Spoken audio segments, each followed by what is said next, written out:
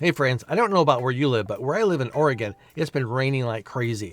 Lots of games have been canceled, and it's happy and a sad moment. It's sad because I like to shoot a lot, and I can't do that. But the good part is, which makes me happy, is I get more time to answer your questions. And I've had some questions coming up a lot, having to do with softball. Not gear related, which is very surprising. Usually it is gear related. This time it's about positioning. Where do you position yourself? Do you stay in one spot? Do you move around? And what do you do when you come across a field with a fence that's over your head? How do you deal with that? Well, I'm going to jump into the answers right now. This is one of the local fields that I shoot at. It's not my favorite field to shoot at. It's got a really tall fence, so I either have to deal with shooting through the fence or bring a step stool to shoot over the fence. And I'm sure you've come across fields that you don't really like shooting at either. But no matter what field you are at, you can always create great images. When it comes to softball, I've changed my positioning every so often. Many times I'll start back here. That way I can get a shot of the pitcher. And then what I'll do is move along to this side so I can get nice shots of the batter, because most batters are right-handed. So I can get some great shots, especially this time of day. I got some good light coming down.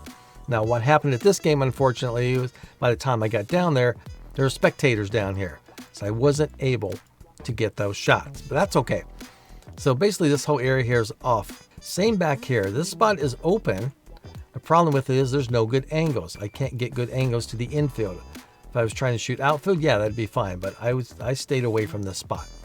Then I moved to the outfield. I got a long lens and I can reach all the way in to wherever I need to go. And I will slowly work my way around the outfield, because you can get great angles from any place on there that you can't get other places. So you have to keep that in mind. You want to continue your positioning and move it around as much as you can, because you want to get different shots, different angles, and that will allow you to do that. So I keep moving, got some shots here, over here. I got nice unobstructed view right there coming down this way. And then what I do is I'll come over here to the third base line. Now I'll stay on the third base line a little bit longer than the rest of them. Now let me show you why. This right here is video of the field that I was just showing you.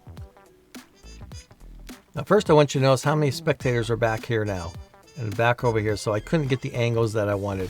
And you can also see right here, I have a backstop, which is kind of difficult to shoot over. But the big thing I want you to notice here, so I'm over here on the third base by this outhouse, shooting through the fence. Everybody's looking toward the batter, toward the pitcher, to the infield.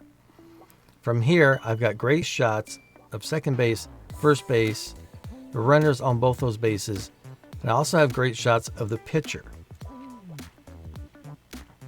Now everybody's moving this direction, so they're moving towards me. So coming towards me gives me some great opportunities. You also have the head coaches over on the third base line. So a lot of the players, when they're running, they will be looking towards the coach. So I'll spend a little more time on that third base area, because I can get some great face shots of them coming towards me, as well as getting the pitcher shots that you always want to get.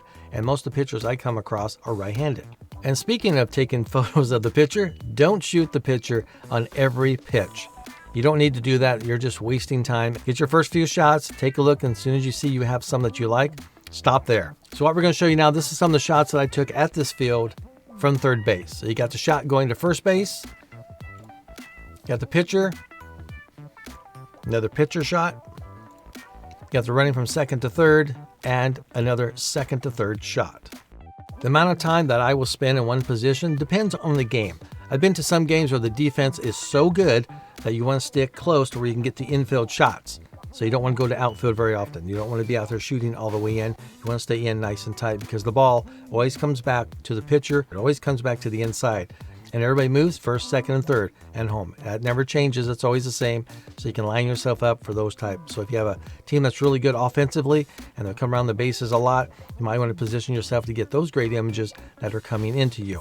Also, don't be afraid. Get out there. Get out into the outfield and shoot toward home plate. Shoot toward first. Shoot toward second. You can get some great images when you're out there as well. And pay attention to the sunlight. Sometimes it is fine to shoot into the sun, because you can get a good hair light coming off, especially when you're talking about softball. With this basic information I just gave you, you can now get out and make some great images next time you're at a softball game. So grab your cameras, get out and shoot, and make sure you join the Discord. Link is in the description. That way you can share these images with your fellow sports photographers.